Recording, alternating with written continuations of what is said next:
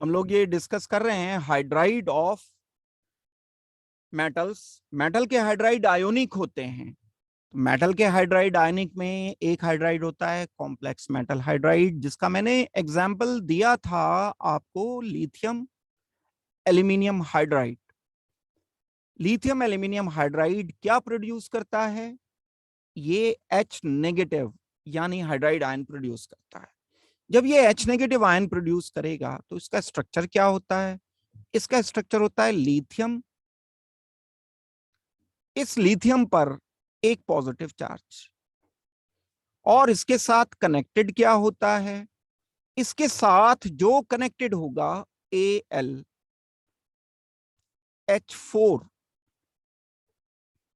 3 H थे, देखो lithium hydride था, LiH प्लस AlH3 था, तो इसने अपना एक H नेगेटिव इसको दे दिया। क्या दिया? H नेगेटिव दिया। जब H नेगेटिव दिया तो ये तो न्यूट्रल था, चार्ज इस पर जीरो था, zero charge plus H negative, तो इस पर एक नेगेटिव चार्ज क्रिएट हो गया।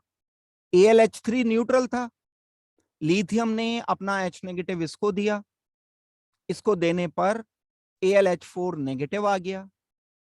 ये स्ट्रक्चर बनेगा, यानी ये जो आयंस डिसोसिएट होंगे, ये आयन डिसोसिएट होंगे, lithium positive plus AlH4 negative. कैसे मिल गया इसको एल्यूमिनियम हाइड्राइड को? अगर हम एल्यूमिनियम हाइड्राइड के स्ट्रक्चर पर जाते हैं तो एल्यूमिनियम के 3 हाइड्रोजन लगे हुए हैं एल्यूमिनियम के साथ। ज्यादा डिटेल में जाए बिना मैं अगर शॉर्ट में बात करता हूं तो 3 सिग्मा बॉन्ड्स हैं, एक वैकेंट ऑर्बिटल है एल्यूमिनियम के पास। ये जो H नेगेटिव लिथियम हाइड्राइड अपना देता है, लिथियम हाइड्राइड किस में टूटता है? लिथियम पॉजिटिव में प्लस H नेगेटिव में। ये H नेगेटिव अपना लोन पेयर कोऑर्डिनेट बॉन्ड बनाते हुए इस वैकेंट ऑर्बिटल में डोनेट करता है। क्या बन जाता है? AlH3 तो पहले से था, ये एक जो H बाहर से लिथियम हाइड्राइड वाला आया है, एक H और लग गया है, चार्ज आ गया एक नेगेटिव, और बाकी क्या बचा हुआ रह गया? एक बचा रह गया लिथियम पॉजिटिव। ये ओवरऑल इसका स्ट्रक्चर है। Lithium positive and AlH4 negative में आयोनिक बॉन्ड है, लेकिन एल्यूमिनियम के साथ जो 3 H लगे हुए, 4 H लगे हुए हैं, ये चारों हाइड्रोजन कौन सा बॉन्ड बना रहे हैं? Sigma bond, sigma bond, sigma bond है, ये सिग्मा बॉन्ड है। लोन पेयर एल्यूमिनियम पर नहीं होता है, तो 4 सिग्मा बॉन्ड मतलब 4 हाइब्रिडाइज्ड ऑर्बिटल। 4 हाइब्रिडाइज्ड ऑर्बिटल का मतलब हो गया sp3। तो हम इसको ऐसे लिख सकते हैं, लिथियम पॉजिटिव, ये तो आयनिक बॉन्ड बना रहा है, किसके साथ? एल्यूमिनियम हाइड्राइड के साथ। Al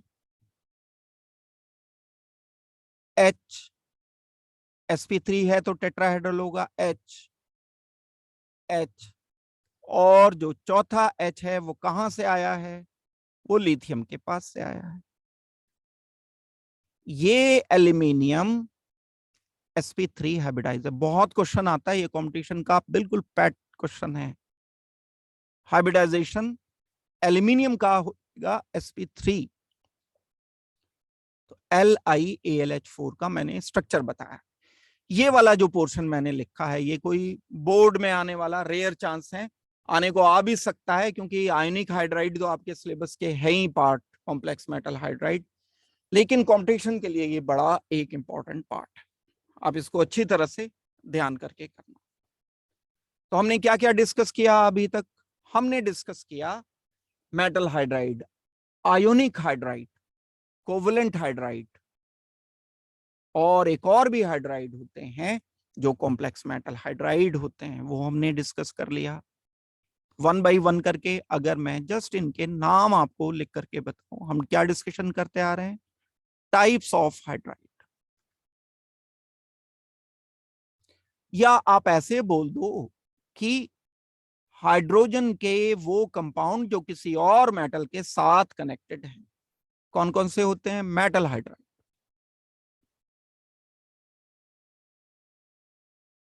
मेटल हाइड्राइड को एक और नाम देते हैं, हो सकता है मैंने ना बताया हो, याद रखना, इसे ध्यान रखना, सेलाइन हाइड्राइड भी बोलते हैं।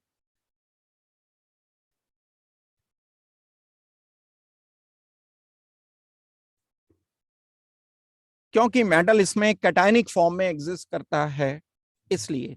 दूसरे टाइप के हाइड्राइड हैं कोवलेंट हाइड्राइड।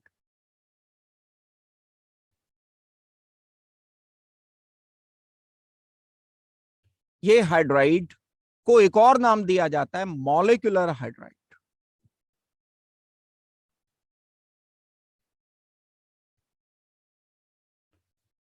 सिंपल एग्जाम्पल भी हम लिखते चल सकते हैं, जैसे वाटर, जैसे अमोनिया।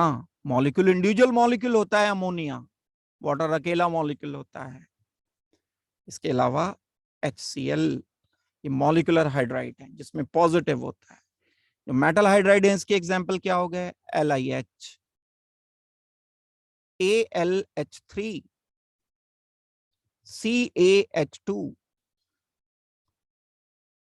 इनका क्रिस्टल स्ट्रक्चर बनता है, मॉलिक्यूलर स्ट्रक्चर नहीं बनता।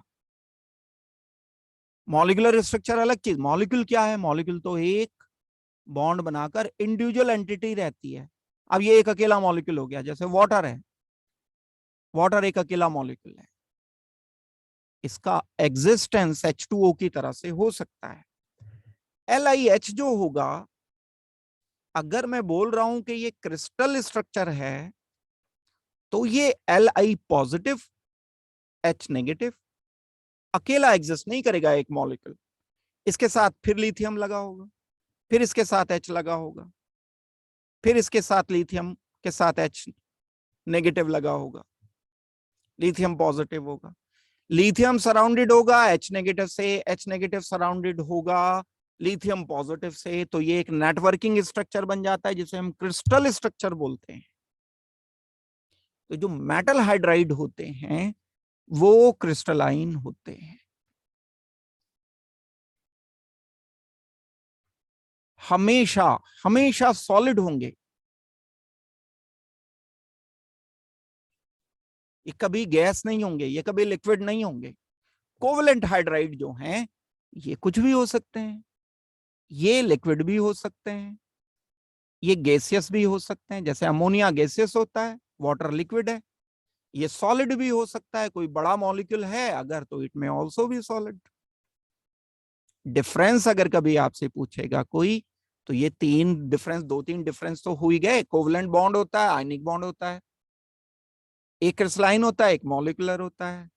एक सिर्फ सॉलिड होगा, आयोनिक जो होगा, या मेटेलिक हाइड्राइड जो होगा सिर्फ सॉलिड होगा। जो कोवलेंट हाइड्राइड होगा वो लिक्विड, सॉलिड, गैस, तीनों में से कोई भी हो सकता है। तीसरा टाइप हमने क्या किया अभी? तीसरा टाइप हमने किया है एक complex metal hydride.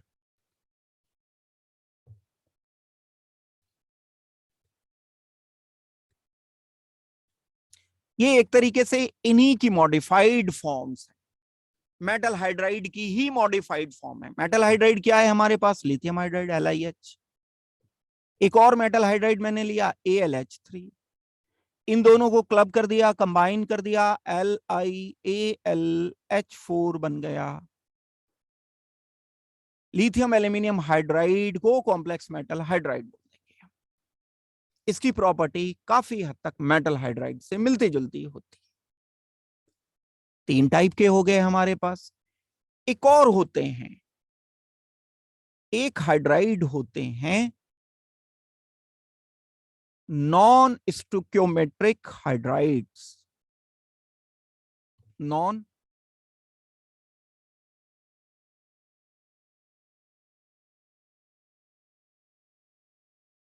Stoichiometric hydride.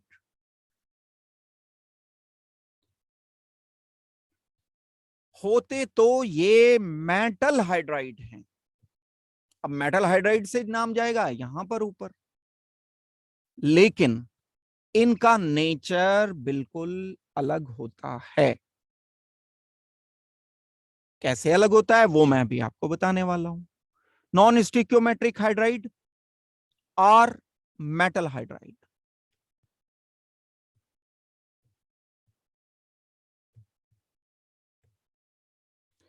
ये शब्द आपको पता होना चाहिए। स्टिक्योमेट्री का मतलब एक प्रॉपर मॉलिक्यूल बन रहा है, रेशो फिक्स है। मैं अगर LiH लिख रहा हूं तो एक लिथियम एक हाइड्रोजन नहीं लिखूंगा हमेशा। मैं कभी LiH 1.3 नहीं लिख सकता। अगर कभी आपको ऐसा दे दिया गया LiH के साथ 0.9 दे दिया तो ये नॉन स्टिक्योमेट्रिक कंपाउंड है। कभी हमने मोल कंसेप्ट पहले वाले चैप्टर में ये टाइप के पढ़े थे। अगर दोनों में एक सिंपल रेशो है 1:1, 1:2, 2:1, 2:3, ये सिंपल रेशो है, सिंपल रेशो वाले को हम बोलते हैं स्टिक्योमेट्रिक हाइड्राइड। अब ये जो है नॉन स्टिक्योमेट्री में ये हाइड्रोजन या ये मेटल एक होल नंबर नहीं होगा, होगा ये मेटल का। ये अंतर है। और क्या अंतर है, ये होते क्या हैं मेटल हाइड्राइड, ये वाले नॉन स्टिक्योमेट्रिक हाइड्राइड कैसे बनते हैं, इनके बारे में थोड़ा सा और बता रहा हूं। नॉन स्टिक्योमेट्रिक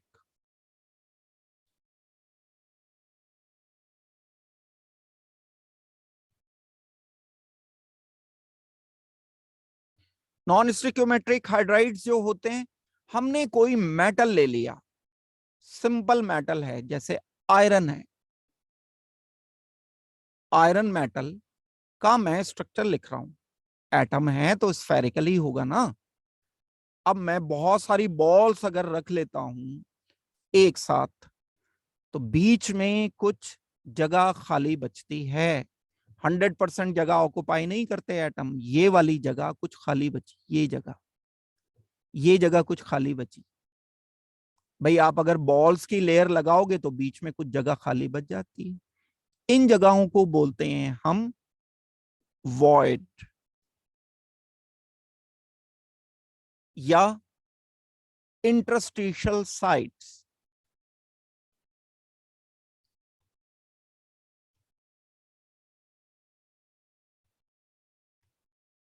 इंटरस्टिशियल स्पेस,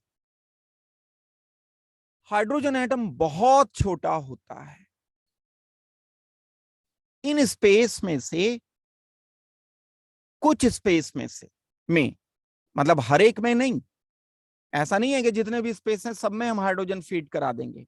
कहीं कहीं रैंडमली हाइड्रोजन एटम आके बीच में ट्रैप कर सकता है जब हम इस मेटल को लिक्विड से सॉलिड बना रहे होंगे। मेटल है, मान लो लिक्विड फॉर्म में है, हमने इतना टेम्परेचर कर रखा है इसका कि बहुत ज्यादा इसका टेम्परेचर है, मान लो 2000 डिग्री सेल्सियस, तो ये लिक्विड होगा।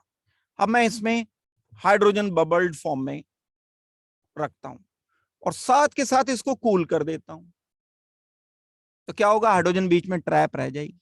कहां ट्रैप रहेगी, इंटरस्टिशियल साइट्स में, वॉइड्स में।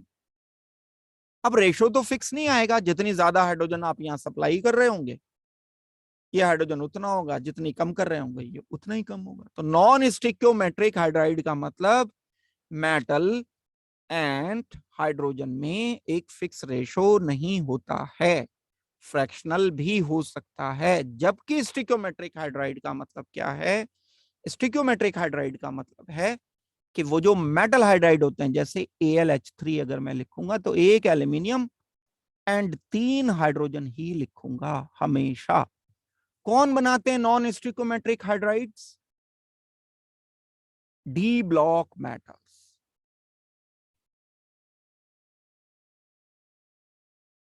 डी ब्लॉक मेटल कौन से होते हैं, iron, cobalt, nickel, zinc, chromium, ये मेटल नॉन स्टिक्योमेट्रिक हाइड्राइड बनाते हैं। जबकि स्टिक्योमेट्रिक हाइड्राइड कौन से बनाते हैं, स्टिक्योमेट्रिक हाइड्राइड बनाते हैं ये वाले। इन मेटल हाइड्राइड को हम क्या बोल सकते हैं, This is formed by S block metals and also some P block metals. P block में तो मेटल होते ही कम है, जैसे एल्यूमिनियम है, जर्मेनियम है। भाई बाद में अगर हम आगे जाएंगे ग्रुप 17 पर 16 पर, तो इसमें तो मेटल है ही नहीं। तो एस ब्लॉक में तो सारे मेटल्स हैं। ये कौन से बनाएंगे हाइड्राइड? फिक्स एक रेशो वाले स्टिक्योमेट्रिक, और पी ब्लॉक के कुछ एल्यूमिनियम वगैरह।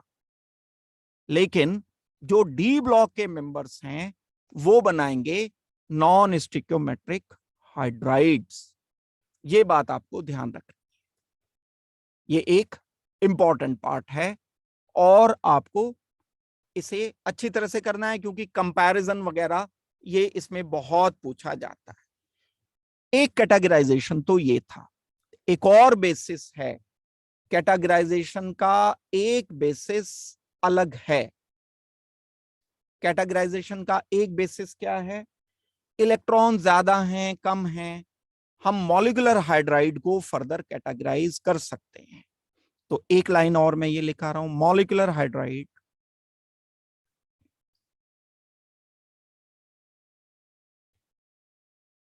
कैन फर्दर बी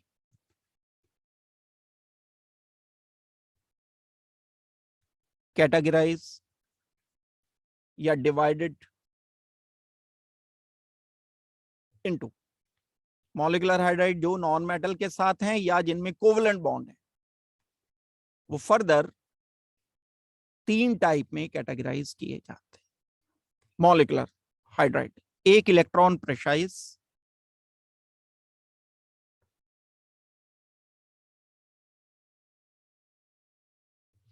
एक इलेक्ट्रॉन रिच, एक इलेक्ट्रॉन डेफिशिएंट।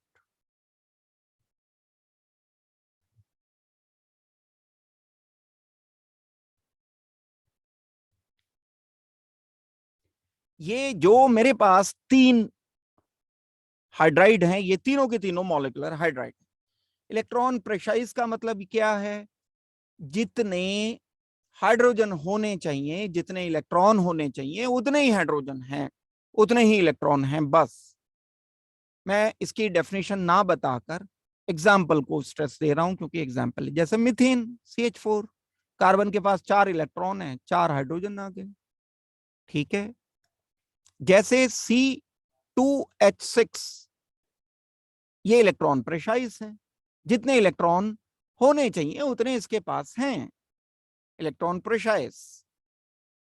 तो इलेक्ट्रॉन प्रेसाइज के एग्जाम्पल SiH4 भी हो सकता है।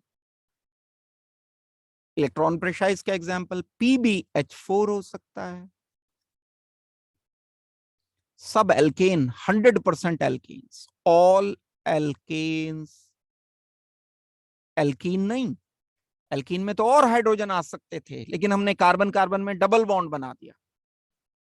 तो बात हो रही है एल्केन की। एल्केन में जितने हाइड्रोजन आ सकते थे उतने हमने लिख दिए, उससे ज्यादा हम नहीं लिख पाएंगे, CnH2n+2 कर दिया। इलेक्ट्रॉन रिच किसे बोलते हैं? जिसमें जितने इलेक्ट्रॉन हैं वो यूज होने के बाद कुछ बच जाएंगे, excess electron. Excess electron hydrides. Excess electron hydride का क्या मतलब है? यानी सारे बॉन्ड पूरे बनाने के बाद भी इलेक्ट्रॉन बच गए इसमें, लोन पेयर वाले जितने भी हाइड्राइड्स होंगे सब इसके एग्जांपल्स आएंगे। अमोनिया बड़ा इंपॉर्टेंट एग्जांपल से बहुत क्वेश्चन मिलेंगे आपको, इससे एग्जांपल एनसीईआरटी में दिया हुआ है, क्योंकि ये वाटर हमारा एग्जांपल है, HCl हमारा एग्जांपल है, इसके अलावा PH3 हमारा एग्जांपल है। सबके पास, जिनके पास भी लोन पेयर्स मिल जाएं, आप उनको इलेक्ट्रॉन रिच हाइड्राइड का नाम दे दो। अब आती है बात electron deficient. Electron deficient hydride वो हाइड्राइड्स हैं जिनके पास कमी है इलेक्ट्रॉन्स की। इलेक्ट्रॉन की कमी कैसे इंडिकेट की जाती है? इलेक्ट्रॉन की कमी हम इस पे तो नहीं बोलेंगे। दो तरह से हम देख सकते हैं। हम अगर ये बोल दें कि ऑक्टेट पूरा नहीं है तो इलेक्ट्रॉन की कमी है, चलेगा। एक बात और बोल सकते हैं हम, अगर हम बोल दें कि हाइड्राइड में वैकेंट ऑर्बिटल है, तो वैकेंट ऑर्बिटल होने का मतलब है कि इलेक्ट्रॉन आ सकते थे, इलेक्ट्रॉन डेफिशिएंट हो गया, इलेक्ट्रॉन की कमी है। तो इलेक्ट्रॉन डेफिशिएंट मींस दो टाइप के, एक हम बोल सकते हैं with vacant orbital,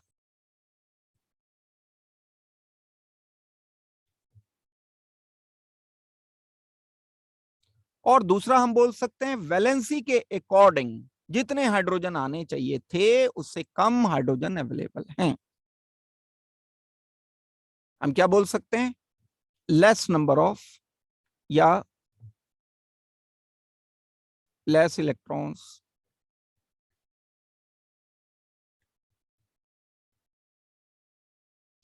then required. बहुत सारे एग्जांपल्स हमें इसमें मिल सकते हैं। अब ग्रुप 13 के जितने भी हाइड्राइड हैं, देखो ग्रुप 13 में कौन कौन मेंबर्स हैं? 13 ग्रुप की बात कर रहा हूं। बोरोन है, एल्यूमिनियम है, अभी हमने लिखा भी था, इसके अलावा जर्मेनियम है, और हम बढ़ते चले जा सकते हैं। आई थिंक गैलियम है, जर्मेनियम नहीं। एल्यूमिनियम के बाद आता है गैलियम, जर्मेनियम नहीं। तो इसका मैं हाइड्राइड बनाऊंगा तो बन जाएगा BH3। BH3 का पूरा ऑर्बिटल स्ट्रक्चर बनाओगे आप तो एक वैकेंट ऑर्बिटल आएगा BH3 में। अगर आप मेरी बात समझ पा रहे होंगे तो लुईस एसिड, लुईस एसिड किन्हें बोलते हैं हम? भाई बोरोन के आउटर शेल में 3 इलेक्ट्रॉन है, चौथा क्या है? चौथा खाली ऑर्बिटल है, वैकेंट ऑर्बिटल है। जब हमने कोऑर्डिनेट बॉन्ड पढ़ा था तब भी ये BH3, BCl3, BF3 पढ़ा था। सेम एल्यूमिनियम हाइड्राइड होता है। This is also Lewis acid. ध्यान रखो इन टर्म्स पर, जो टर्मिनोलॉजी होती है बस वही इंपॉर्टेंट होती है। दुनिया में जिन भी एलिमेंट के पास या कंपाउंड के पास वैकेंट ऑर्बिटल होता है उनको लुईस एसिड बोलते हैं। ये अलग बात है, यहाँ इससे रिलेशन नहीं है, लेकिन कहीं और कोई क्वेश्चन आ सकता है। लुईस एसिड, लुईस बेस पढ़ना, इसको समझना इंपॉर्टेंट बात है। क्वेश्चन मिलेगा इस पर भी, बॉन्डिंग से क्वेश्चन मिलेगा। वैकेंट ऑर्बिटल अगर है तब हम बोल सकते हैं। कुछ और भी होते हैं ऐसे जिसमें जितने इलेक्ट्रॉन्स होते हैं वैकेंट ऑर्बिटल ना भी हो लेकिन कमी रहती है, डायमेरिक हो जाते हैं, पॉलीमेरिक और डायमेरिक। जैसे BH3 की जगह B2H6 हो जाता है, जैसे AlH3 की जगह Al2H6 हो जाता है। ये इलेक्ट्रॉन डेफिशिएंट हाइड्राइड यही है BH3। BH3 को डबल कर दिया तो कमी तो अपनी जगह मेंटेन्ड है ना। इलेक्ट्रॉन की कमी रहती है, इलेक्ट्रॉन डेफिशिएंट ये मॉलिक्यूल। तो हमें क्या बातें जहां से क्वेश्चन उठेंगे वो क्या मिलेंगे? कौन से एलिमेंट्स मॉलिक्यूलर हाइड्राइड बनाते हैं? Carbon, nitrogen, oxygen, boron, aluminium molecular hydride बना सकते हैं। मॉलिक्यूलर हाइड्राइड के एग्जांपल्स लिखो। Methane, C2H6, PbH4, H2O, NH3। Electron precise के एग्जाम्पल लिखो। CH4, C2H6। इलेक्ट्रॉन डेफिशिएंट के example BH3, AlH3, B2H6, AlH6। ये सब एग्जाम्पल हो जाएंगे। कौन से एलिमेंट नॉन स्टिक्योमेट्रिक हाइड्राइड बनाते हैं? तो एक शब्द में आंसर करोगे डी ब्लॉक। कुछ F ब्लॉक भी बनाते हैं, एंड F ब्लॉक।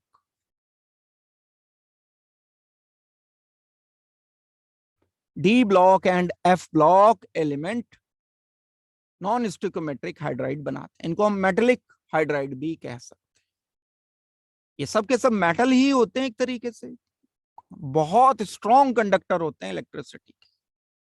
इनकी एक और क्वालिटी होती है, नॉन स्टिक्योमेट्रिक हाइड्राइड क्या होता है? मेटल के ही बने होते हैं। अगर ये मेटल के बने हैं तो ये conductor of electricity and heat होते हैं। भाई जो कोई भी मेटल होता है उसकी एक खास बात ये होती है, अगर आप उसमें करंट पास कराना चाहो तो हो सकता है, बिल्कुल हो जाएगा। लेकिन जो हम आयोनिक हाइड्राइड लिख रहे थे, उन आयोनिक हाइड्राइड में इलेक्ट्रिसिटी सॉलिड स्टेट में पास नहीं होती है। अगर मैं आपको कहता हूं आयोनिक हाइड्राइड, डिफरेंस लिखो, एंड नॉन स्टिकोमेट्रिक हाइड्राइड,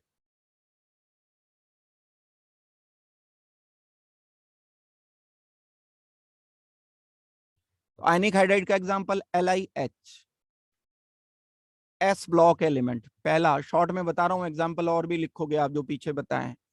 दूसरा एस ब्लॉक बनाएंगे, कुछ पी ब्लॉक एलिमेंट भी बना सकते हैं। तीसरा non conductor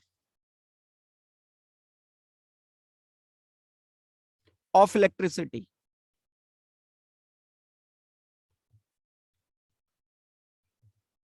in solid state, इस बात पे ध्यान देना, इन सॉलिड स्टेट, भाई इसमें इलेक्ट्रॉन तो है नहीं, लिथियम पॉजिटिव है, H नेगेटिव है, अब सॉलिड में तो ये आयन चल नहीं पाएंगे। But conductor in liquid state, जब मैं इसे मेल्ट कर दूंगा तो लिथियम चल सकता है पॉजिटिव, हाइड्रोजन चल सकता है, फ्री मॉलिक्यूल फ्री होते हैं ना, आयन फ्री होते हैं मूव करने के लिए लिक्विड में। इन लिक्विड स्टेट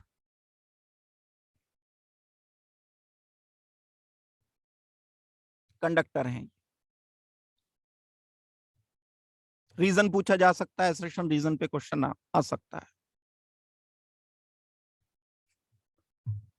ये तीन बातें हैं। नॉन स्टिक्योमेट्रिक कौन से होंगे? D block and f block metals non stoichiometric hydride बना सकते हैं। कौन से?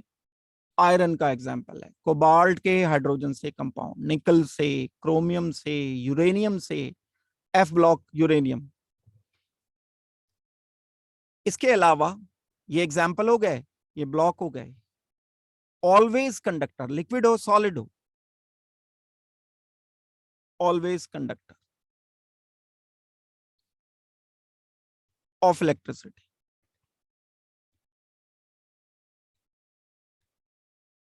मेटल इसमें भी है लेकिन आयनिक फॉर्म में है। लिथियम मेटल अकेला होता तो कंडक्टर होता, लिथियम का H नेगेटिव से कंपाउंड बना दिया तो अब ये कंडक्टर नहीं है, इलेक्ट्रॉन पहुंच गया हाइड्रोजन के पास, मेटल नहीं है, मेटल आयन है, फर्क है। तो कंडक्टिविटी एक बड़ा इंपॉर्टेंट रोल यहां पर प्ले करता है। तो वेल ये हाइड्राइड के बारे में मैंने आपको कुछ बातें बताई हैं।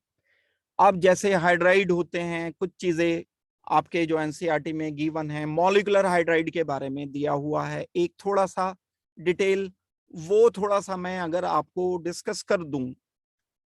जैसे वाटर की डिटेल गिवन है, वाटर तीनों फेजेस में एग्जिस्ट करता है। मॉलिक्यूलर हाइड्राइड का एक डिफरेंट एस्पेक्ट हम देख रहे हैं, H2O की बात करते हैं। H2O का टेम्परेचर अगर बहुत ज्यादा कर दिया जाए तो ये गैसियस फेज में होगा। H2O का टेम्परेचर नॉर्मल, जैसे हमारे अगर हम डेली लाइफ में देखते हैं तो वाटर लिक्विड होता है, यानी टेम्परेचर अगर नॉर्मल रेंज अगर रखें तो लिक्विड आता है, अगर इसे हम बॉयल कर देते हैं तो गैस बन जाता है, अगर हम फ्रीजर में लगा दें, इसे टेम्परेचर कम कर दें तो ये सॉलिड हो जाता है। वाटर में हाइड्रोजन बॉन्डिंग बड़ा इंपॉर्टेंट रोल प्ले करती है। गैसियस स्टेट में हाइड्रोजन बॉन्डिंग नहीं बन पाती, मॉलिक्यूल बड़े दूर दूर हो जाते हैं, इतना दूर हाइड्रोजन बॉन्ड नहीं बन पाएगा। तो अगर ऑक्सीजन के साथ हाइड्रोजन लगा रखा है, हाइड्रोजन लगा रखा है, गैसियस स्टेट में मॉलिक्यूल दूर दूर हैं, तो आप लिखोगे नो हाइड्रोजन बॉन्ड। पता होना चाहिए डेफिनेशन। देखो अब जैसे मैंने ये बोला हाइड्रोजन बॉन्ड, तो दिमाग में एकदम से पुरानी बात कनेक्ट हो गई ना, हाइड्रोजन बॉन्ड ही अगर किसी को नहीं पता है उसको तो मेरी बात समझ ही नहीं लगेगी। तो नो हाइड्रोजन बॉन्डिंग यहां पर बनते हैं। हाइड्रोजन बॉन्डिंग क्योंकि भाई लिक्विड स्टेट में तो मॉलिक्यूल नजदीक नजदीक आ जाते हैं,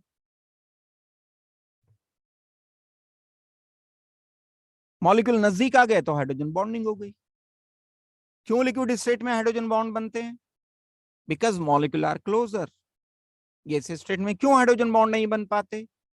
बहुत दूर दूर मॉलिक्यूल होते हैं, दूर दूर होंगे तो हाइड्रोजन बॉन्ड नहीं बन पाएंगे। इंटरमॉलिक्यूलर फोर्स आपने तो पढ़ रखा है, 7th 8th में ही पढ़ रखा है। इंटरमॉलिक्यूलर फोर्स कम होती है गैसियस स्टेट में। हाइड्रोजन बॉन्ड इंटरमॉलिक्यूलर फोर्स ही तो है।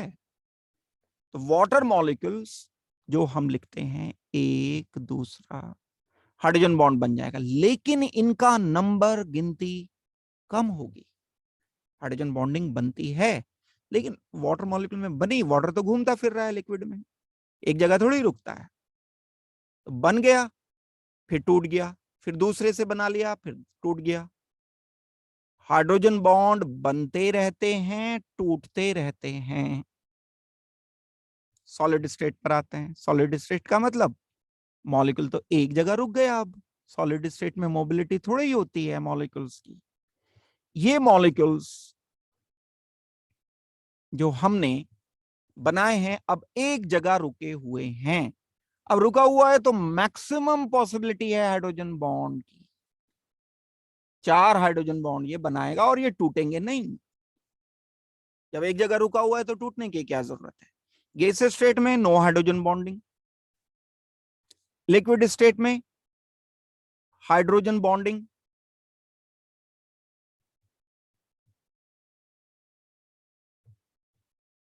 Is possible. कैसी? कैसी हाइड्रोजन बॉन्डिंग? डायनेमिक।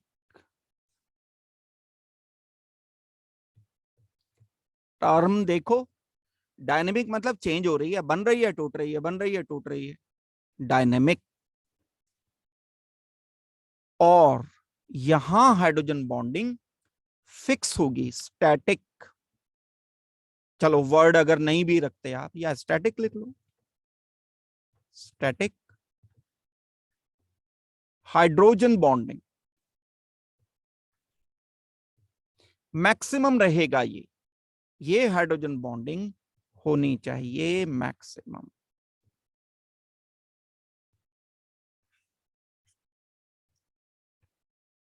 ये एक कंडीशन आती है, बड़ी एक इंपॉर्टेंट प्रॉपर्टी। अब इसमें मैं आपको बताने वाला हूं वाटर को लेकर के। गैस स्टेट नॉर्मल कोई भी मॉलिक्यूल है, वाटर छोड़ दो, कोई भी गैस है, उसका लिक्विड है, उसका सॉलिड है। पढ़ क्या रखा है आपने डेंसिटी के बारे में? लीस्ट होगी, मोस्ट होगी, ये बात पढ़ रखी है आपने। सबसे ज्यादा डेंसिटी, भाई सबसे क्लोज होंगे ना मॉलिक्यूल, ये बात आपने पढ़ रखी है। यहां थोड़े दूर दूर होंगे लिक्विड में, थोड़े से दूर दूर होंगे, और गैस स्टेट में तो बहुत दूर दूर होंगे। तो डेंसिटी लीस्ट होती है गैस स्टेट में, लिक्विड स्टेट में थोड़ी कम, थोड़ी ज्यादा हो जाती है, मैक्सिमम होती है सॉलिड स्टेट में। But water is an exception. Water में, सॉलिड वाटर मींस आइस की डेंसिटी कम होती है देन लिक्विड वाटर से। Density of solid water, solid water मैं इसलिए लिख रहा हूं ताकि ध्यान रहे कि सॉलिड की डेंसिटी तो ज्यादा होती है, इसलिए सॉलिड वाटर लिख। आइस लिखो, इज लेस, होना क्या चाहिए था ज्यादा क्योंकि सॉलिड है, देन लिक्विड वाटर।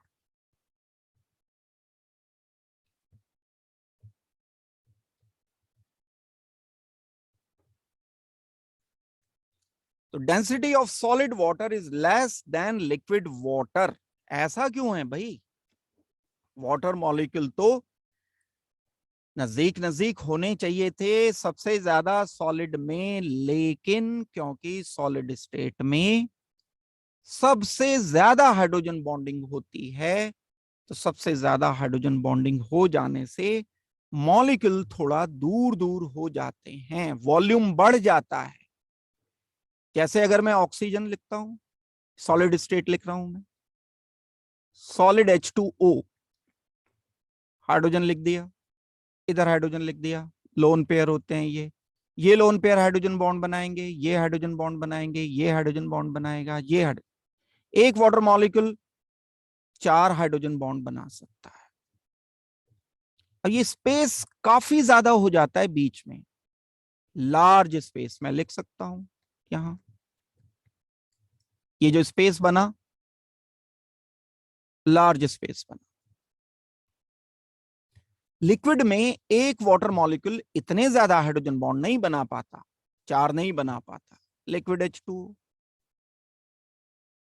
एक वाटर मॉलिक्यूल है, चारों के चारों हाइड्रोजन, क्योंकि ये तो घूमता फिर रहा है, वाटर मॉलिक्यूल इधर से इधर भी चला गया, इधर भी चला गया, तो चारों इकट्ठे एक साथ नहीं बनते हाइड्रोजन बॉन्ड। यहां जो स्पेस रहता है वाटर मॉलिक्यूल के बीच में, कंपैरेटिवली कम स्पेस रहता है, वॉल्यूम इसका कम होगा, वॉल्यूम कम हो गया तो डेंसिटी ज्यादा हो गई, मोर डेंसिटी, लेस स्पेस, सो मोर डेंसिटी। इसकी डेंसिटी लेस डेंसिटी। अब अगर लेस डेंस हो जाएगा तो फ्लोट करेगा ना भाई, आइस हमेशा वाटर के ऊपर फ्लोट करता है, आइस वाटर के ऊपर फ्लोट करता है, जबकि दुनिया के सब सॉलिड बाकी लिक्विड में नीचे बैठ जाते हैं। भाई मैं आयरन लिक्विड लेता हूं, आयरन का एक सॉलिड ले लेता हूं पीस, वो सॉलिड आयरन की मैं डालता हूं तो सॉलिड वाला नीचे बैठ जाएगा। क्यों होगा ऐसा? क्योंकि सॉलिड की डेंसिटी ज्यादा होती है। बस एक वाटर ही ऐसा है जो फ्लोट करता है अपने कॉरेस्पॉन्डिंग लिक्विड पर, और इसके कारण दुनिया की सारा सिस्टम जो चल रहा है, जो ऊपर वाले ने बनाया है, बहुत सोच समझ के सारी एक एक छोटी छोटी बात इतनी प्लान करके बनाई हुई है। सोच सकते हो कि सारा का सारा वेजिटेशन जो अंटार्कटिका पर, आर्कटिक रीजन में सारा बर्फ जमा हुआ है, ऊपर ऊपर ही जमा हुआ है बर्फ, नीचे तो पानी है, उसमें लाइफ चल रही है, उसमें फिश हैं, उसमें सारे वेजिटेशन है। क्यों? क्योंकि जब टेम्परेचर कम होगा तो बर्फ जमनी शुरू होगी, बर्फ ऊपर फ्लोट करेगा, ऊपर फ्लोट करेगा तो ऊपर वाली लेयर में आएगा, नीचे नहीं जमता है। क्यों नहीं जमता है? टेम्परेचर चाहे जितना कम हो जाए, क्योंकि ये एक थर्मोस्टेट की तरह से लेयर काम करती है। बर्फ जो होता है हीट का नॉन कंडक्टर होता है, हीट का नॉन कंडक्टर है, ऊपर जो ठंड पड़ रही है उसे वो नीचे वाटर तक नहीं जाने देता। कई बार तो टेम्परेचर नॉर्मल निकलता है बर्फ के नीचे, तो क्या होगा, बस ऊपर वाली जो कनेक्टेड लेयर है वहां थोड़ा कम टेम्परेचर होगा, नीचे लाइफ जो है पूरी सही से चलती रहती है। बहुत सारे एरिया पर पूरी दुनिया के बर्फ जमा हुआ है, तो ये एक सिस्टम है जो कि चल रहा है। हमें यहाँ जो डिस्कस करना था वो ये डिस्कस करना था कि वाटर सॉलिड की डेंसिटी कम होती है क्योंकि हाइड्रोजन बॉन्डिंग, इसका जो मेन कारण है वो हाइड्रोजन बॉन्डिंग। कई बार आपको रीजन, एसेशन रीजन पूछ लिया कि भाई आइस वाटर पे फ्लोट क्यों करता है जबकि आइस तो सॉलिड है, तो आपको ये आंसर बताना पड़ेगा। एक वाटर की प्रॉपर्टी ये हो गई है जो मैंने बताई, ये फिजिकल प्रॉपर्टी हम डिसाइड कर सकते हैं। अगर हम वाटर की केमिकल प्रॉपर्टी की बात करें, मान लो मैं आपसे कहता हूं केमिकल प्रॉपर्टी ऑफ वाटर,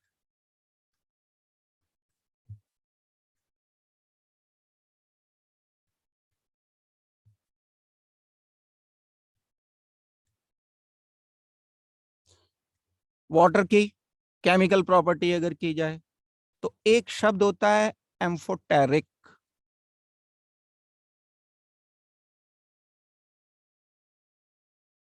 अगर कभी आपको इस वर्ड का मीनिंग पता हो, एक होता है एसिडिक, एक होता है बेसिक, एक होता है न्यूट्रल, एक होता है एम्फोटेरिक। बच्चों को इन दोनों में कंफ्यूजन होता है। एम्फोटेरिक मतलब बेस एंड एसिड दोनों की तरह से बिहेव करता है। न्यूट्रल मतलब ना तो एसिड है ना बेस है। फर्क है।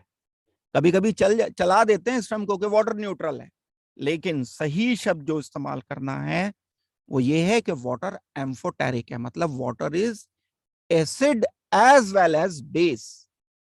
क्वेश्चन आता है कि व्हाट आर एसिड। अगर मैं छोटी सी बात आपसे पूछूं, एक क्वेश्चन पूछूं, क्वेश्चन आए पहले उसका जवाब दो फिर आगे बढ़ो। What are acid?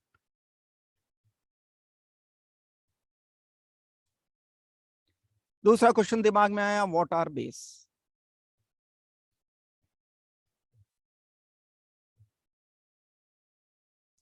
बेस वो सब्सटेंस हैं which can donate OH negative. इससे भी बड़ी डेफिनेशन बेस की है, which can donate lone pair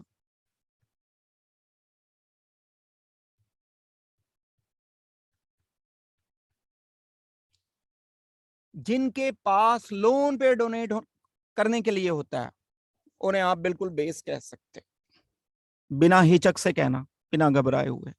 NaOH को तो कहोगे ही बेस, दिस इज बेस, क्योंकि OH नेगेटिव देगा। वाटर को भी बेस बोलो, किसी से नहीं डरता, बोल देना, क्योंकि लोन पेयर देता है ये किसी को। That's why it is basic in nature. Acid किसे कहते हैं? एसिड वो सब्सटेंस हैं विच कैन प्रोवाइड और गिव H पॉजिटिव। जो भी H पॉजिटिव प्रोवाइड करते हैं हम उनको कह सकते हैं कि ये एसिड है। अब वाटर दोनों काम करता है। वाटर OH नेगेटिव भी दे सकता है, H पॉजिटिव भी दे सकता है, वाटर लोन पेयर भी दे सकता है। तो सबसे इंपॉर्टेंट प्रॉपर्टी क्या है? प्रॉपर्टी नंबर 1,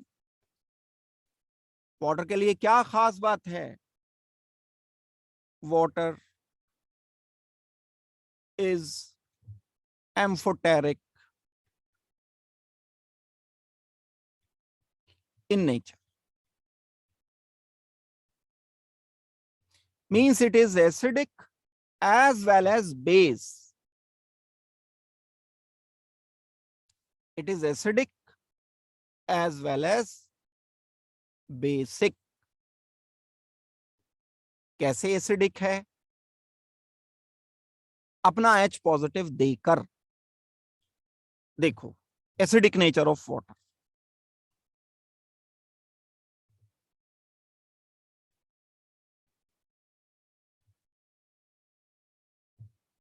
हम कोई एक रिएक्शन लेते हैं H2O, इसको रिएक्शन किया हमने H2S के साथ,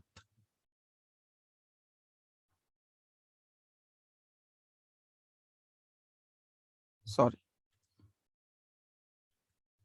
H लिखना था, H2O एंड H2S को आपस में कंबाइन किया तो जो प्रोडक्ट हमें मिलता है वो मिलता है H3O positive and SH negative plus H3O positive. ये जो H3O पॉजिटिव है ये क्या देगा? ये प्रोवाइड करेगा H पॉजिटिव प्लस H2O। तो जब मैं H2S में वाटर को मिक्स कर देता हूं तो H पॉजिटिव बन जाता है, मतलब ये नेचर में एसिडिक है। बी पार्ट की बात करते हैं। अगर मैं इस पार्ट बी की बात करता हूं तो it is also basic in nature.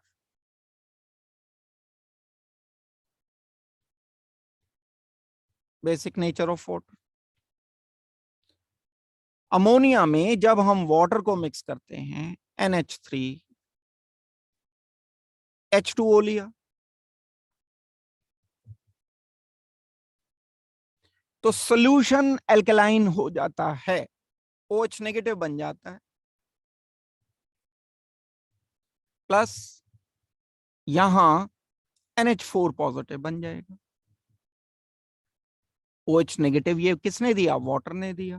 OH negative के कारण ये एल्कलाइन होगा नेचर। तो एक क्वेश्चन जो आपका छोटा मोटा आ सकता है कहीं वाटर के बारे में और है important, it can act as acid as well as base. एक प्रॉपर्टी हो गई जो मैंने आपको बता दी।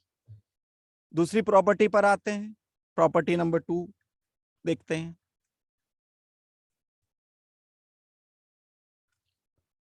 एक मिनट दो मुझे जरा।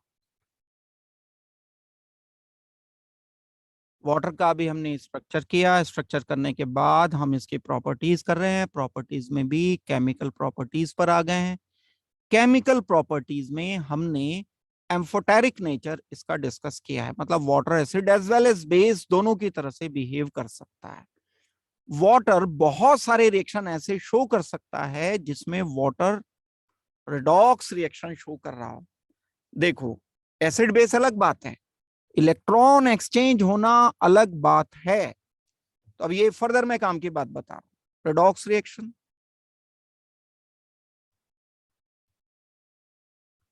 केमिकल प्रॉपर्टी का ये सेकंड पॉइंट है। इन्वॉल्विंग वाटर, जिसमें वाटर इन्वॉल्व हो रहा हो ऐसे रिडॉक्स रिएक्शन की बात कर रहे हैं। बड़ा सिंपल, बड़ा इंपॉर्टेंट एक केमिकल रिएक्शन है। जब हम सोडियम मेटल लेते हैं और उसको हाइड्रोजन के साथ रिएक्शन करते हैं, H2O के साथ रिएक्शन करते हैं, फॉर्मेशन होती है NaOH की, साथ में बन जाता है H2। अब अगर मैं इस केस में जो फर्स्ट है, जब भी कभी हम इस पर्टिकुलर पार्ट का ऑक्सीडेशन नंबर चेक करते हैं, क्या आएगा? ऑक्सीजन से कनेक्टेड है hydrogen, hydrogen here, hydrogen is +1 in +1 oxidation number. यहां हाइड्रोजन का ऑक्सीडेशन नंबर 0 है। तो इसने सोडियम का इलेक्ट्रॉन लिया तो H2 में कन्वर्ट हुआ। सोडियम इलेक्ट्रॉन दे रहा है, that is sodium is reducing in nature and water is oxidizing in nature. Here in this reaction, oxidizing in nature.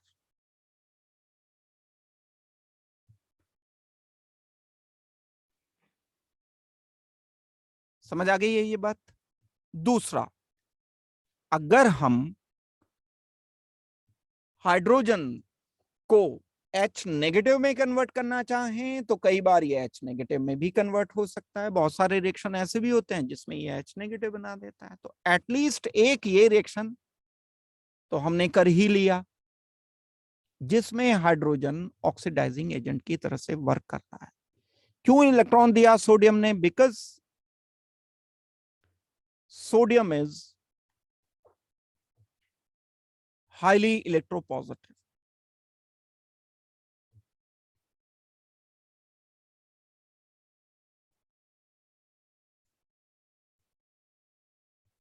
इसने इसको इलेक्ट्रॉन, तो इलेक्ट्रॉन एक्सचेंज रिएक्शंस को हम क्या बोलते हैं? Redox reaction. सब ऐसे रिएक्शन जिसमें हम इलेक्ट्रॉन का एक्सचेंज कर देते। बैलेंस करना पड़ेगा डेफिनेटली, इसे बैलेंस नहीं हुई हुई है रिएक्शन। सेकंड एक हमारा ये हो गया केमिकल रिएक्शन। अगर हम थर्ड करते हैं, वाटर के रिएक्शन की बात कर रहा हूं मैं। वाटर का जो थर्ड केमिकल रिएक्शन है वो क्या है? हाइड्रोलिसिस। ये एक बड़ा इंपॉर्टेंट वर्ड है। अगर आप इसे इसी स्टेज पे समझ लोगे 11th क्लास में ही, तो ये केमिस्ट्री की बुक में हर दूसरे तीसरे पेज पे हाइड्रोलिसिस लिखा होता है। पता किसी को नहीं होता कि ये है क्या। जो चीज हम जरूरत से ज्यादा सुन लेते हैं बस उसे एज इट इज एक्सेप्ट कर लेते हैं, लेकिन उसकी डिटेल हमें नहीं पता होती। हाइड्रोलिसिस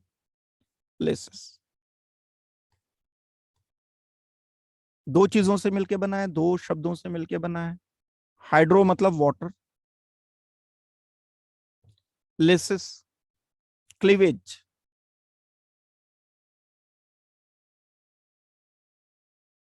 इसका मतलब वाटर, वाटर की प्रेजेंस में किसी मॉलिक्यूल का क्लीवेज, टूट जाना, इसको कहते हैं हाइड्रोलिसिस। जैसे एग्जांपल मैं दूंगा तो बात आपको क्लियर होगी। डेफिनेशन लिखा ही देता हूं, चलो। Breaking of molecule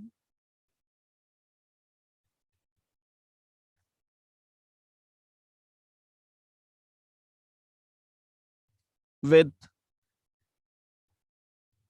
breaking of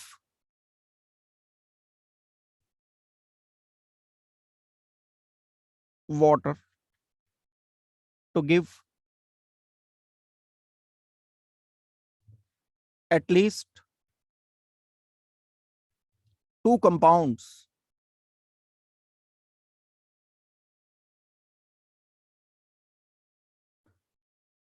जैसे एक मॉलिक्यूल लिया, ए बी है, ये एग्जाम्पल दे रहा हूं छोटा सा। वाटर लिया HOH,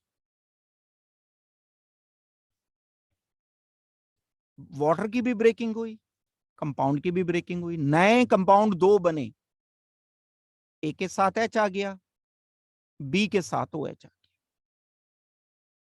यहां जो मुझे मॉलिक्यूल मिला, ए के साथ H, बी के साथ OH, इसको कहते हैं हम हाइड्रोलिसिस। हाइड्रोलिसिस होकर के सिर्फ एसिड भी बन सकता है, सिर्फ बेस भी बन सकता है, दोनों भी बन सकते हैं, सॉल्ट भी बन सकता है। बड़ा डिटेल्ड रिएक्शन है। बस फिलहाल अभी इस स्टेज में तो आपको उसकी डेफिनेशन समझनी है, क्या मतलब है हाइड्रोलिसिस का। ये डेफिनेशन नहीं भूलनी बस आपको, आगे फ्यूचर में। अदरवाइज जब आप इवन ऑर्गेनिक भी पढ़ोगे, ये तो इनऑर्गेनिक चल रहा है, ऑर्गेनिक भी पढ़ोगे तो हर दूसरा तीसरा रिएक्शन जो है हाइड्रोलिसिस होता है। सब करते रहते हैं लेकिन पता नहीं होता किसी को कि हाइड्रोलिसिस है क्या। वाटर से, सिर्फ वाटर से रिएक्शन कराना हाइड्रोलिसिस नहीं है। वाटर टूटना चाहिए, मॉलिक्यूल टूटना चाहिए, दो डिफरेंट कम से कम मॉलिक्यूल बनने चाहिए, चाहे वो सेम ही हो। मतलब ये AH प्लस AH हो सकता है, इसके दो मॉलिक्यूल, एक अकेला नहीं बनेगा, बस एक मॉलिक्यूल इसका बन गया, एक और मॉलिक्यूल AH का बन गया, तो भी हम हाइड्रोलिसिस नाम दे सकते हैं। एग्जाम्पल देखो, अब हम इसका कर रहे हैं एग्जाम्पल्स ऑफ हाइड्रोलिसिस।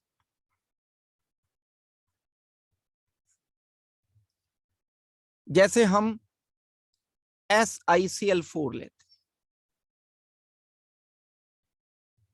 वाटर के साथ रिएक्शन किया, इसे वाटर के साथ रिएक्शन करने पर SiOH, OHOH एंड OH बन गया, प्लस साथ में बन गया HCl। बैलेंस करेंगे डेफिनेटली, 4HCl आएगा, यहाँ पर 2 आएगा, यहाँ पर 4HCl आना चाहिए, नहीं 4 आएगा यहाँ। ये मिलेगा हमें प्रोडक्ट। अभी जो मैंने तरीका बताया था मोर और लेस वही यूज कर सकते हैं। SI हाइड्रोलिसिस कैसे किया, टेट्राहेड्रल मॉलिक्यूल है, सब कुछ दिमाग में साथ साथ चलता चला जाना चाहिए। अब ये आपके सबकॉन्शियस माइंड में चलना चाहिए कि ये टेट्राहेड्रल sp3 हाइब्रिडाइज्ड है। जब वाटर मॉलिक्यूल लिए 4, अभी AB का एग्जाम्पल करके बताया आपको, देखो ये AB सिंपल एग्जाम्पल है। अब ये AB, इधर OH वाटर का, इधर H, HCl अलग निकल गया, OH अलग आ गया। ऐसे ही यहाँ पर 4 मॉलिक्यूल यूज किए ना, इधर H, इधर Cl, इधर OH, ये ब्रेक किया, इधर H, इधर OH, ये ब्रेक किया। इनके अपने मैकेनिज्म भी होते हैं, अभी फिलहाल वो ट्रैक हट जाएगा अगर मैं मैकेनिज्म पर आ गया। बड़े आसान होते हैं, कोई मुश्किल नहीं होता। मैं तो हाइड्रोलिसिस बता रहा हूं बस। तो मैकेनिज्म करेंगे तो भी तो अलग एक वे होगा। तो क्या बना, ऐसा ही O H O H O H, 4 OH आ गए ये, और 4 HCl आ गए। ये हाइड्रोलिसिस का एग्जाम्पल है। और भी बहुत सारे एग्जाम्पल हम कर सकते हैं। तो हाइड्रोलिसिस रिएक्शन की आपको डेफिनेशन याद रखनी है। क्यों हाइड्रोलिसिस कर पाता है ये? Y water do hydrolysis?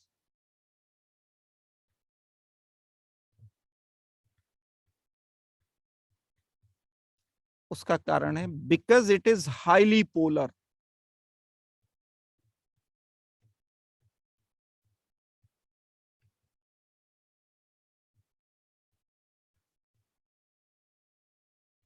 Solvent के लिए, जो सॉल्वेंट होते हैं उनकी पोलैरिटी को नापने के लिए बहुत सारी चीजें होती हैं। उनमें एक चीज होती है dielectric constant.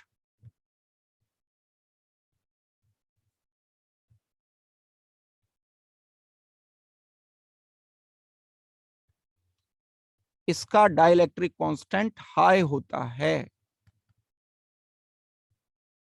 It's dielectric constant is high. Dielectric constant high होने का क्या मतलब है? कि ये पोलर काफी ज्यादा होता है। एक डायपोल मोमेंट होते हैं, एक डाइलेक्ट्रिक कांस्टेंट होते हैं। इसको सॉल्वेंट पोलर बनाते हैं, जिसकी वजह से ये बहुत आसानी से हाइड्रोलिसिस कर देता है। ये एक सिंपल सी बात है वाटर के लिए जो इंपॉर्टेंट है। वाटर के लिए एक और बात आपको ध्यान रखनी है। आपने सुना भी होगा हार्ड वाटर होता है, सॉफ्ट वाटर होता है। हम वाटर के टाइप्स कर सकते हैं।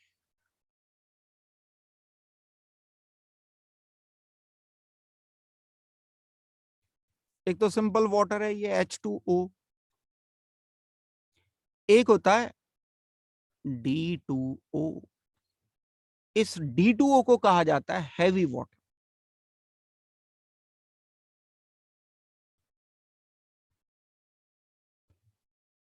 हमने परसेंटेज की थी, अगर आपको याद हो, हाइड्रोजन की जो नेचर में पाई जाती है। ड्यूटेरियम की बहुत कम होती है परसेंटेज, ट्राइटेरियम की तो नेग्लेजेबल होती है, 10⁻⁻16। बहुत ही कम, बहुत ही कम होती है। ये भी बहुत कम होता है लेकिन फिर भी कंसिडरेबल होता है।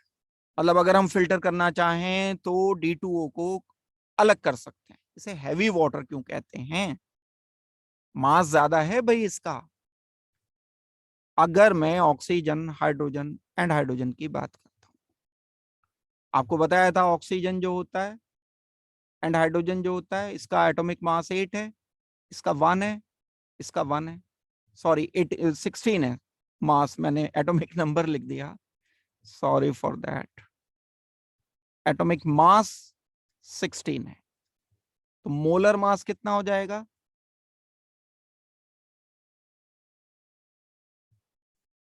18। D2O का मास अगर मैं चेक करता हूं, oxygen connected with deuterium not hydrogen, deuterium not hydrogen, क्या करना चाहिए मुझे? मास 2 है, मास 2 है, मास 16 है। मोलर मास कितना हो गया? 16 +2 +2 20। अगर आपसे कभी कोई डिफरेंस पूछेगा, what is the difference between simple water and heavy water, तो सबसे पहला, सबसे इंपॉर्टेंट डिफरेंस है क्या? Molar mass. मोलर मास तो अलग है, लेकिन इसका एटॉमिक नंबर सेम होता है। तो केमिकल प्रॉपर्टीज पर कोई बहुत ज्यादा फर्क नहीं पड़ता, लेकिन फिजिकल प्रॉपर्टीज पूरी तरह से अफेक्टेड होती है। Physical properties and chemical properties अलग अलग चीजें हैं। अच्छा, एक और भी क्वेश्चन आता है, number of nucleons in heavy water.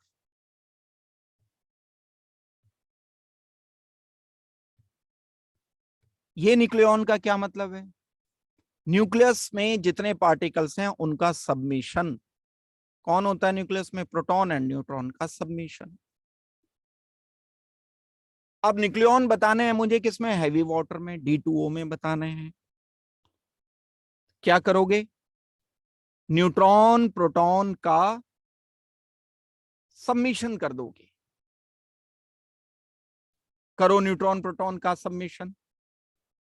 जो हमारे पास ऑक्सीजन है उसमें प्रोटॉन्स हैं 8, न्यूट्रॉन्स हैं 8। ड्यूटेरियम में प्रोटॉन है 1, न्यूट्रॉन है 1। तभी तो ये इसका मास 2 आया है। तो हमें क्या करना पड़ेगा? हमें करना पड़ेगा सिंपली इसको ऑक्सीजन, ड्यूटेरियम, ड्यूटेरियम न्यूक्लियॉन मतलब प्रोटॉन एंड न्यूट्रॉन की संख्या का समीशन 1+1, 1+1, 8+8। टोटल प्रोटॉन्स कितने हैं? 8+2,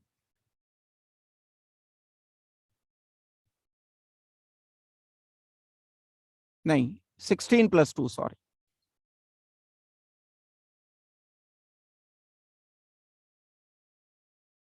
गलत बोल रहा हूं मैं। 8 प्रोटॉन है, 2 प्रोटॉन हाइड्रोजन के हैं। ऑक्सीजन के हो गए हमारे पास 8 प्रोटॉन, हाइड्रोजन के प्रोटॉन हो गए 2। टोटल कितने हो गए? ये 10। न्यूट्रॉन की संख्या कितनी है? ऑक्सीजन में न्यूट्रॉन है 8, हाइड्रोजन 2 हैं, एक एक प्रोटॉन है, एक एक न्यूट्रॉन है। तो हमारे पास कितने आ जाएंगे? न्यूट्रॉन की संख्या आ जाएगी इन टोटल 2, तो 20 आया। तो न्यूक्लियॉन की संख्या भी यहां 20 ही आएगी। अगर कभी जस्ट आपको ये बोल दिया जाए कि D2 में कितने न्यूक्लियॉन्स हैं, इसे क्या नाम देना चाहिए? D2 को डाई ड्यूटीरियम। H2 को क्या कहते हो? H2 को हम कहते हैं डाई हाइड्रोजन। ये क्या हो जाएगा? ये हो जाएगा डाई ड्यूटीरियम। तो डाई ड्यूटीरियम में कितने न्यूक्लियॉन है? एक ड्यूटीरियम में कितने न्यूक्लियॉन है? 2। दूसरे में कितने हैं? 2। कितने हो गए टोटल? 4। 2 प्रोटॉन 2 न्यूट्रॉन करके आ जाएंगे। तो मैं बात कर रहा था H2 एंड D2 की, मास ज्यादा है। पहली बात क्या पता चली? मोलर मास ज्यादा है। जो बॉइलिंग पॉइंट होता है वो डायरेक्टली प्रोपोर्शनल होता है मोलर मास के। मोलर मास वाटर का है 18, मोलर मास D2O का है, हैवी वाटर का है 20।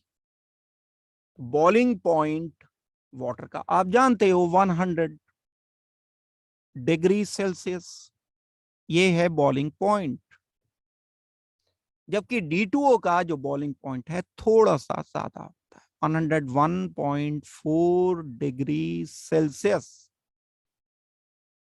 ये बॉइलिंग पॉइंट है हमारा D2O का। डेंसिटी भी ज्यादा होती है, डेंसिटी एट STP। डेंसिटी के लिए एक टेम्परेचर बताना पड़ेगा ना हमें, एक प्रेशर बताना पड़ेगा। STP पर डेंसिटी जो होती है H2O की अप्रोक्सीमेटली 1 होती है। हम आपको पता होगा वाटर की डेंसिटी हम 1 लेते हैं, लेकिन एग्जैक्ट अगर मैं करता हूं मेजरमेंट तो 0.998 ये है एग्जैक्ट वैल्यू। तो आप अप्रोक्सीमेट 1 कह सकते हो। लेकिन D2O की डेंसिटी थोड़ी सी ज्यादा होती है, 1.105 होती है डेंसिटी। डेफिनेटली ग्राम पर ml में लोगे, ये ग्राम पर ml की बात हो रही। डेंसिटी की यूनिट तो रखेंगे ही ना हम। तो ये इनफैक्ट इसकी प्रॉपर्टीज हैं। जो हम प्रॉपर्टी, फिजिकल प्रॉपर्टी की बात करते हैं हैवी वाटर की,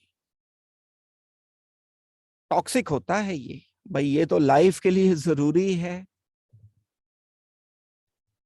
and D2O is highly toxic. Water जो है वो चाहिए है, लाइफ के चलती नहीं है इसके बिना। अगर हैवी वाटर का लार्ज अमाउंट ले लिया जाए, जितना ट्रेसेस अवेलेबल होता है नॉर्मल वाटर में उससे तो कुछ नहीं होता, लेकिन अगर आपने नॉर्मल वाटर में 20% 25% हैवी वाटर मिला लिया, जो कि मिलेगा नहीं कहीं आपको, तो ये पॉइजन की तरह से एक्ट करता है। प्रोसेस स्लो हो जाते हैं, सारी बॉडी के प्रोसेसेस बहुत धीरे धीरे धीरे धीरे जो है वो ऐसे स्लो डाउन होते चले जाते हैं। हैवी वाटर जो होता है वो डेंजरस होता है, जहां अगर अमाउंट ज्यादा हैवी वाटर का कंज्यूम कर लिया जाए तो ये बड़ा खतरनाक होता है। तो प्रॉपर्टीज मैंने आपको वाटर की बता दी, एंड प्रॉपर्टीज आपको बता दी हैवी वाटर की। जो ये हमारे न्यूक्लियर रिएक्टर्स वगैरह होते हैं, वहां इसका यूज होता है हैवी वाटर का। जो हैवी वाटर का इस्तेमाल, हैवी वाटर से मेरा क्या मतलब है, हैवी वाटर से मेरा मतलब है D2O से। तो अगर कभी आपको यूजेस ऑफ D2O पूछे जाएं तो क्या बताओगे आप? न्यूक्लियर रिएक्टर्स में यूज किए जाते हैं।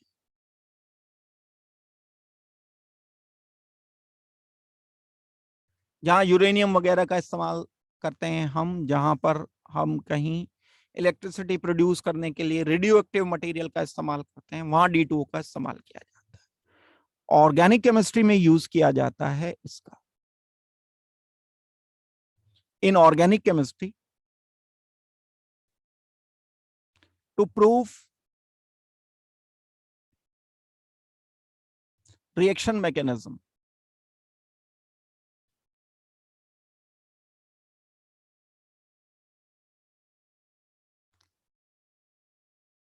इसके अलावा एक वर्ड होता है न्यूट्रॉन मॉडरेटर।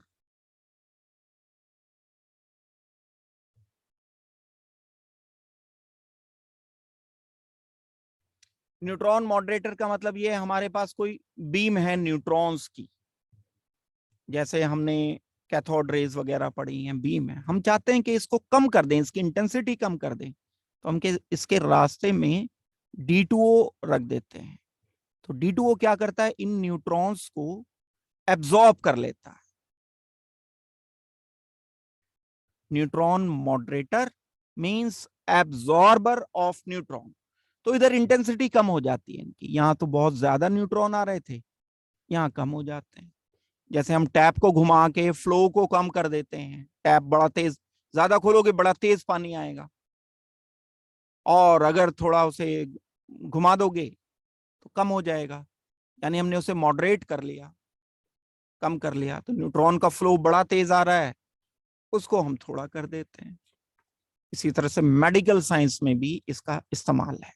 मेडिकल साइंस में हम D2O का इस्तेमाल करते हैं बहुत सारे जो फिजियोलॉजिकल रिएक्शंस हैं उनके आइडेंटिफिकेशन में। यूजेस से कम एक क्वेश्चन, दो क्वेश्चन तो कहीं, जो भी सारा आप पढ़ते हो उसका तरीका ये होता है कि कुछ एक क्वेश्चन वो यूजेस से जरूर उठाते हैं। तो हर एक का यूज छोटा सा होता है बिल्कुल, तो जरूर करना है।